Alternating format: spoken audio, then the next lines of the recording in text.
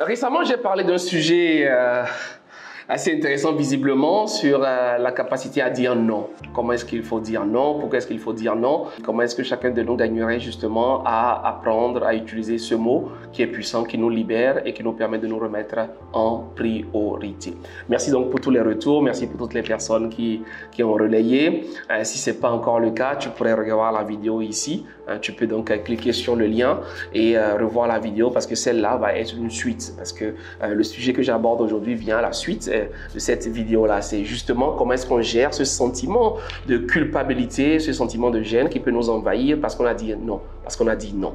Effectivement, quand on dit non à un projet, surtout quand on apprend, quand on est dans ce processus, dans cette phase-là, on peut être embêté. On peut être embêté. Surtout si la personne ou les personnes autour de nous ont cette capacité de pseudo-manipulation-là, des enfants, un conjoint, un ami, parfois ils sont un peu manipulateurs. Vous voyez, parfois les enfants, ils posent une petite demande, tu dis non, et il va adopter un air qu'il a appris je ne sais pas où, au point où finalement la maman va dire ok, bon, viens prendre, oh, bon, viens chercher, bon, écoute. Vous voyez, et finalement, donc, cette petite manipulation-là va grandir et il va devenir un expert en la matière. Et parfois, donc, on peut être souvent amené à vivre de façon très gênée cette situation. Trois éléments. Premier élément, c'est comprendre une vérité fondamentale. Dans le processus qui nous permet de développer cette capacité-là, c'est retenir qu'en réalité, dire non consiste à dire non à la demande, mais oui à la personne. Si vous arrivez à comprendre cela, vous faites la paix avec vous-même, vous faites la paix avec l'intéressé. Et c'est pour cela que dans la vidéo précédente, nous avions beaucoup parlé de l'assertivité.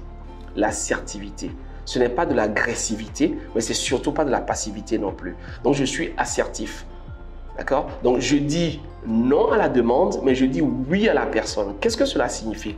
Cela signifie que c'est la demande que je ne peux pas honorer, mais toi, je t'apprécie. Toi, je t'aime bien. On reste des amis, on reste des conjoints, on reste des collègues, on reste dans la même association, mais spécifiquement pour ceci, je ne peux pas y aller. Et vous réussissez l'exercice lorsque la personne est capable de revenir avec une prochaine demande malgré le non d'aujourd'hui. Et c'est cela le véritable challenge. Donc, si je te demande, par exemple, un moment que je voudrais passer te voir un moment dans ton bureau pour qu'on discute de quelque chose, mais tu es vraiment à la bourre et c'est vraiment pas possible et que tu dois me dire non. Ton non va être réussi s'il est ferme, s'il est clair, s'il me respecte, de manière à ce que la semaine prochaine, le mois prochain, le trimestre prochain, je n'ai aucune difficulté à revenir vers toi. Parce qu'en réalité, tu as bien posé le non. Mais si tu me dis un non que je ne digère pas, effectivement, je me fâche, je m'énerve, un conflit s'installe, on rentre dans une guerre froide et je ne reviens plus jamais vers toi pour te poser cette demande. Et non seulement je ne viens plus jamais vers toi, mais je vais aller me retrouver sur LinkedIn, je vais aller me retrouver quelque part et commencer par écrire les managers toxiques, les managers ne sont pas bienveillants, les managers n'écoutent pas leurs collègues, les managers ne viennent pas, ils n'ouvrent pas leurs portes, ils ne sont pas à l'écoute des collaborateurs, etc. Ils ne veulent pas partager leurs compétences, leurs connaissances. Vous voyez, on se retrouve dans quelque chose qui prend des proportions incroyables. Et pourtant, on aurait pu encadrer cela. Donc, dire non, c'est bien. Dire non, c'est important. Après, faut-il encore savoir comment dire le non. Donc, on a abordé déjà dans la précédente vidéo une méthode pour dire le non. Il faut apporter un certain feedback. Sur quoi je veux vraiment insister, c'est dites non à la demande, mais dites oui à la personne. Dites-lui oui. Et comment est-ce qu'on le fait? Donc, si par exemple, je te pose une demande pour te dire, je veux venir vers toi, je vais te voir, j'ai un sujet sur lequel je ne m'en sors pas, je voudrais vraiment discuter avec toi, tu es mon manager, est-ce que je peux passer? Mais en ce moment, ce n'est pas possible. Donc, tu dois me dire non. Donc, qu'est-ce que tu fais? Je te remercie, j'apprécie, vraiment, j'aime ton sens de la curiosité, j'aime le fait que tu te bats, etc., etc. Mais en ce moment, je ne peux pas le faire. Mais franchement, j'apprécie. Si j'avais du temps, je t'aurais accueilli. Si c'était la semaine prochaine, ce serait possible. Donc, essaie de faire des recherches, regarde sur ce site web, vois avec tel manager s'il est disponible ou bien fais de ton mieux. Mais là, je ne pourrais vraiment pas. Mais je t'assure que ça aurait été un plaisir, un bonheur de t'aider, de t'accompagner. Donc, je dois faire en sorte que tu te sentes valorisé au travers de cette demande-là. Je dois faire en sorte que tu te sentes considéré pour que tu puisses revenir demain. Et donc, qu'est-ce que je vais faire? C'est que je vais essayer de noter cela quelque part et je vais essayer de ne pas l'oublier pour que 2 jours après, 3 jours après, je puisse t'envoyer un petit message, t'appeler ou bien te rencontrer dans le couloir, passer à ton bureau pour te dire alors, tu en es où? Tu as progressé? Ça va un peu? Franchement, je te souhaite bon courage, vas-y, tu vas y arriver. Vous voyez? Donc, j'ai dit non à la demande, c'était clair et net, je ne peux pas, mais j'ai dit oui à la personne. Non à la demande, oui à la personne. Non à la demande, oui à la personne. Vous êtes à la maison, vous sortez de la maison, vous allez au bureau, et là, il y a votre tout dernier qui vient s'accrocher à votre pantalon. Non, papa, ne pars pas, ne va pas au bureau. Il faut rester. Tous les matins, tu vas. Moi, je veux que tu restes avec moi pour jouer. Ben alors, qu'est-ce que vous faites? Vous avez 2 choix. Ou alors, vous repoussez l'enfant, vous le brusquez, vous appelez la nounou, je ne sais pas qui, viens chercher l'enfant, moi je dois partir, il me salit, je suis en retard, etc. C'est pas la peine. Bah écoute, moi je dois y aller là. Donc, qu'est-ce que vous faites? Vous y allez, vous êtes en trompe, vous êtes gêné, l'enfant il est frustré, il se met à pleurer, il va pleurer 2 heures, toutes les larmes de son corps jusqu'à s'endormir et il va vous bouder pendant 3 jours, etc., etc. Et vous êtes mal. Pourquoi? Parce que vous avez dit non à la demande et non à la personne. Vous avez jeté, vous avez tout versé là. Hein, vous avez tout mis à la poubelle, d'accord? Et vous avez montré à la nounou également que, voilà, que vous avez une considération qui est assez limitée par rapport à votre enfant. Mais imaginez si vous aviez, par exemple, pris sur vous de dire, bah écoute, soit, je sais pas moi, écoute champion, écoute, je peux pas, je dois aller travailler. Tu aimes les yaourts, n'est-ce pas? Tu aimes les jouets, tu aimes le chocolat, tu aimes ceci. Ben voilà, il faut que papa aille travailler pour qu'il te ramène cela. Donc il ne comprend peut-être pas, il va peut-être bouder, mais papa doit aller travailler pour pouvoir t'acheter ceci, pour pouvoir t'offrir cela, etc. Bon, évidemment, s'il le comprend.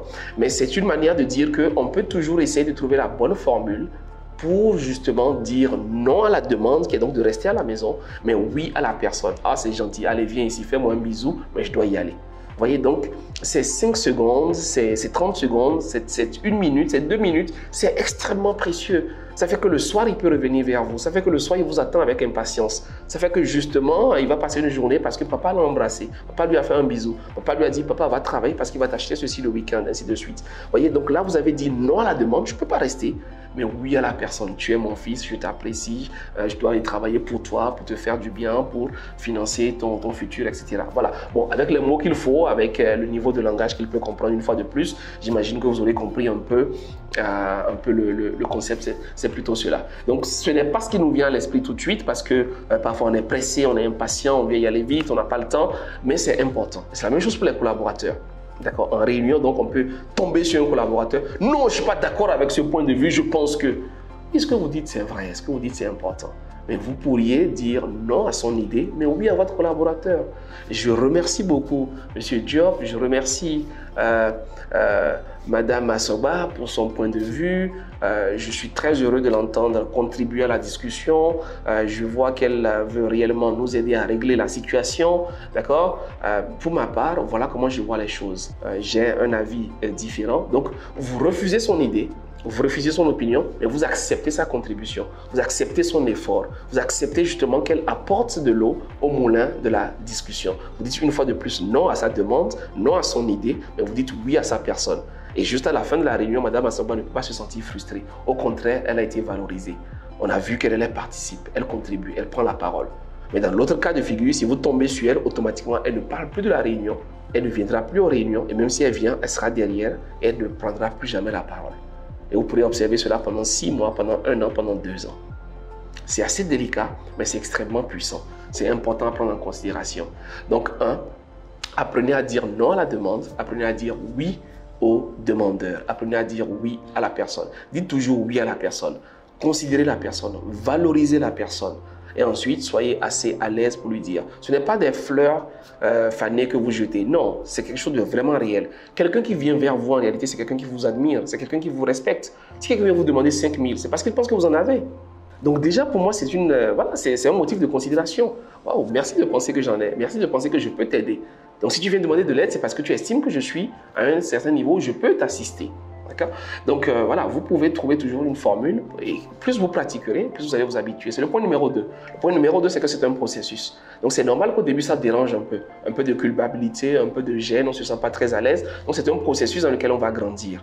Et le point numéro 3, c'est de comprendre effectivement que vous avez besoin d'améliorer votre confiance en vous-même. pour ne pas être trop tributaire des autres. Parce que parfois, les gens peuvent faire semblant de ne pas comprendre. Parfois, les gens peuvent être de bons manipulateurs. Parfois, les gens peuvent essayer justement de jouer avec cette corde sensible-là pour aller vous chercher. Parce qu'ils savent que voilà, vous avez cette fibre un peu trop humaine. Mais attention, un leader doit être quelqu'un qui a justement, on dit quoi? C'est un bras de fer dans un gant de velours, n'est-ce pas? Voilà. Donc, vous devez être capable d'avoir cette posture ferme-là, mais tout autour, vous y mettez du coton. Tout autour, vous y mettez un peu d'huile pour que ça puisse passer et que ce soit fluide dans le processus. Mais apprenez à dire non et faites en sorte que vous développez votre confiance en vous-même, votre leadership, pour que vous soyez à l'aise avec cela parce que vous savez que vous avez fait la bonne chose. Quand un père punit ses enfants, quand une mère corrige ses enfants, quand un manager se retrouve à pouvoir, je sais pas moi, par exemple, voilà, quand il y a une erreur ou bien une faute grave et qu'un collaborateur il est sanctionné, le manager n'est pas toujours heureux de le faire, pas du tout, mais il doit le faire parce qu'il sait qu'il faut grandir. Donc c'est aussi ça le non, c'est un pansement, mais il faut pouvoir l'appliquer pour qu'on puisse évoluer ensemble. J'espère que cela rajoute quelques éléments de réflexion à la précédente vidéo. Dis-moi en commentaire ce que tu en penses. Dis-moi quelle est toi ta relation avec le non. Est-ce que tu arrives à le dire? Est-ce que tu es à l'aise quand tu finis de le dire? Quelle est la formule avec laquelle toi tu le dis? Et comment ça se passe pour qu'on puisse grandir ensemble? Je vais lire tes commentaires et je te retrouve dans la prochaine vidéo. J'espère que tu es abonné si ce n'est pas le cas. Qu'est-ce que tu attends? Abonne-toi, active la cloche de notification pour ne rien manquer. Moi, je te retrouve dès la prochaine fois pour une nouvelle vidéo encore plus intéressante. À bientôt.